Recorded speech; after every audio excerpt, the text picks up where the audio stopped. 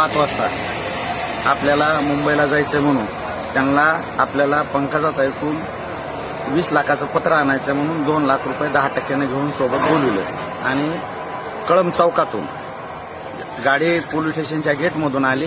गाडी यायली म्हणून गाडीकडे वाट बघत बसलो तर पोलीस स्टेशनमधून गाडी आली आणि मला कळंब चौकातून त्यांनी गाडीत बसविलं आणि गाडीत बसविल्यानंतर मुंबईला जायचं म्हणून निघाल्यानंतर त्यांनी वाटालाच माझं नरडा आवळलं दोरीनं, पण पॅक आवळलं नाही. मी दोन्ही हात असे मध्ये घालून ठेवलेले होते, त्याच्यामुळं काही झालं नाही. मग त्याच्यानंतर इथं पाठवत्याच्या पुढं जे पेट्रोल पंप बंद पडलेला आहे त्याच्या पुढं आल्यानंतर राईटला उजव्या हाताला एक बंगला आहे, त्या बंगल्यामध्ये आणून मारहाण केली आणि मला मध्ये रूम मध्ये कोंडून ठेवलं, पायाला कुलूप लावला साखळी लावून, हाताला दावेनं बांधलं आणि तुझं आता संध्याकाळी बघू काय करायचंय ते.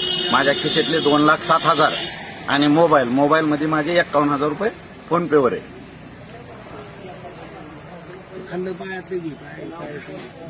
माझं ज्ञानेश्वर गणपती इंगळे, मूळ कळमंबा, राहतो चंदन सावरवाला. माझं बांधकाम आहे, मी असं राहायला केजला आहे. ज्यांनी उचललं तुम्हाला त्यांची तुमची ओळख आहे हो आहे ओळख आहे, दत्ता तांदळे म्हणून. कोणत्या उद्देशाने आपल्याला उचललं होतं त्यांनी? त्यांनी ते उद्देश त्या टायमाला कळाला नाही, ज्या टायमाला इकडं आणल्यानंतर उद्देश कळायला घ्यायला आपल्याला मारून टाकायचं होतं आपले पैसे घेऊन. आणि अजून संध्याकाळपर्यंत पैसे मागव, तुला सोडून देतो म्हणत होते. आता यानंतर तुम्ही काय तक्रार वगैरे काय हा एसपी ऑफिसला जाणार, मी घरी जाणार. अजून तक्रार दाखल केलेली नाही? नाही मी आता इथून मधून आलेलो राहणार. हा त्याच्यामुळे तक्रार कोडली, मला जायलाच ही नाही ना माझ्याकडे. तुम्ही आता तक्रार कुठे दाखल करणार आहात? कसं आहे तर पहिली ती गाडीच बीड पोलीस आपला केज पोलीस स्टेशन मधून निघालेली मी पाहिलेली सकाळी 5 वाजता. तर केज पोलीस स्टेशनला तक्रार करून त्याचा उपयोग काय, मी बीडला एसपी ऑफिसला तक्रार करणार.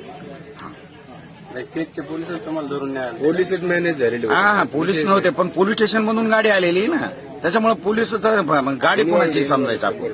जर गाडी पोलीस स्टेशन मधून सीसीटीव्हीतून येते आणि त्याच गाडीतून आपल्याला उचलून जर नेत असतील तर आपण काय समजायचं? Police manage. हा पोलीस मॅनेज. रोकठोक महाराष्ट्राला सबस्क्राईब करा आणि बेल आयकॉनवर क्लिक करायला विसरू नका.